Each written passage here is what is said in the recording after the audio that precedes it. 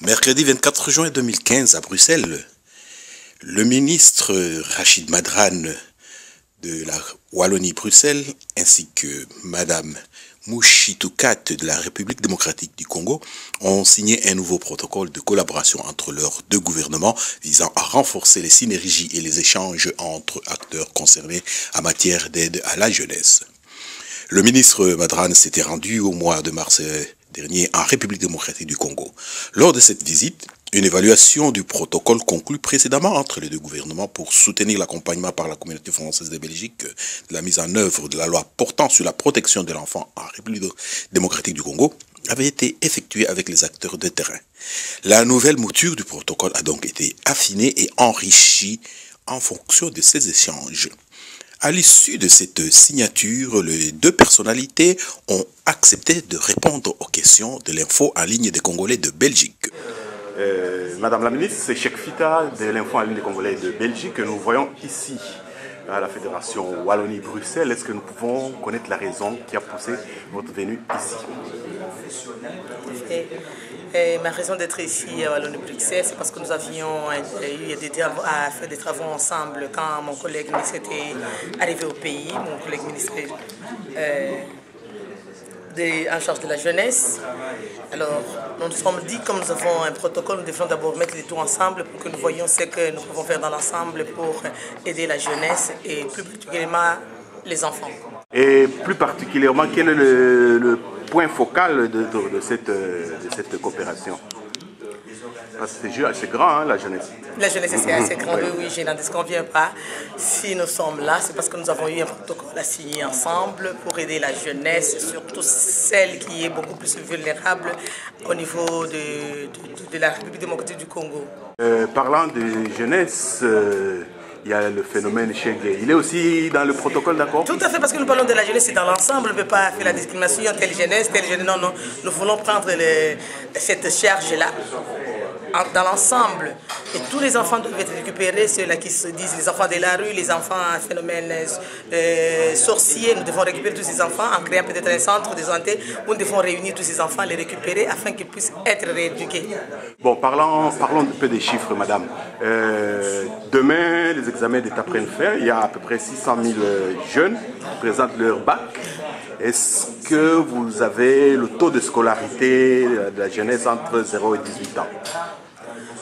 Le chiffre est tout à fait comme tel, moi je ne les ai pas en tête, mais quand même, sachez qu'il y a beaucoup d'avancées parce que sur toute la jeunesse de la République démocratique du Congo, la plupart sont des jeunes filles qui ont eu accès aussi aux études humanitaires, secondaires et primaires.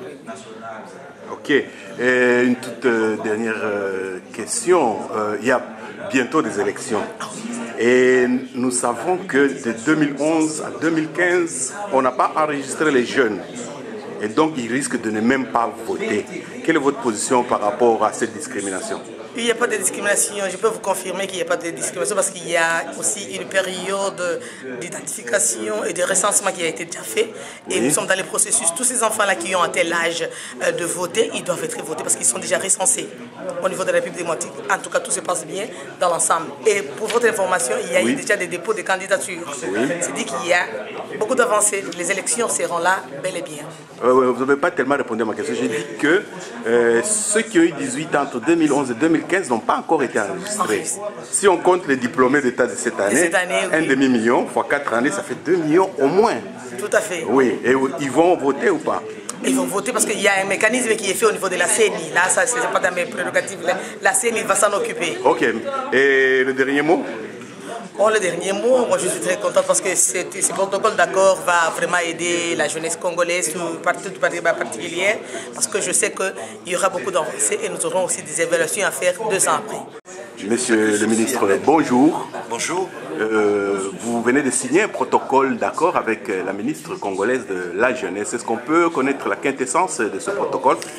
Écoutez, il y a quelques mois, j'avais fait une visite à Kinshasa et on avait organisé une série de réunions avec des travailleurs de terrain à Kinshasa qui ont fait remonter une série de demandes. Et donc aujourd'hui, le protocole, c'est un protocole de collaboration entre la République démocratique du Congo et la Fédération de Bruxelles qui porte sur toute la question du droit des jeunes et de l'aide à la jeunesse. Donc par exemple, pour vous donner un exemple, on va à la fois travailler sur les jeunes qui ont commis des faits qualifiés d'infraction, par exemple, ou par exemple à Kinshasa, pour le moment, des enfants qui ont fait des bêtises, on va dire, sont placés dans une aile pour mineurs à la prison de Bakala. Comment faire pour que demain on puisse par exemple mettre en œuvre des solutions alternatives du type médiation? C'est mieux qu'on fasse de la médiation plutôt que de mettre des mineurs en prison. On a, vous savez, ici, en Communauté française, un délégué général aux droits de l'enfant qui alerte les autorités sur les droits des enfants.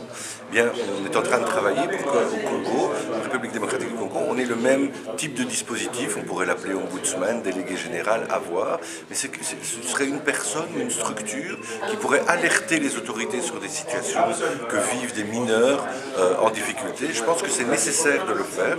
Et je pense aussi que ce protocole a le mérite d'identifier les problèmes.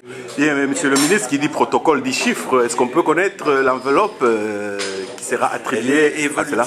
Elle est évolutive, elle fait évidemment partie d'un paquet qui est l'argent qu'on met dans le cadre des relations internationales entre la République démocratique du Congo et la Belgique. Mais plus que des moyens financiers, ce qu'il faut d'abord, c'est créer les structures qui pourront demain mettre en œuvre des projets. Et donc aujourd'hui, ce qu'on essaye de faire, c'est à la fois d'échanger de l'expérience, de mettre des pratiques aussi en œuvre et aussi de permettre qu'il y ait des échanges entre, par exemple, des fonctionnaires qui apprennent lorsqu'on travaille avec des écoles qui forment des éducateurs sociaux. Ça ne coûte pas beaucoup d'argent, mais ce qui est important, c'est de pouvoir former demain des travailleurs sociaux qui vont être sur le terrain, dans les rues, dans les quartiers de Kinshasa, pour pouvoir venir en aide à tous ces enfants.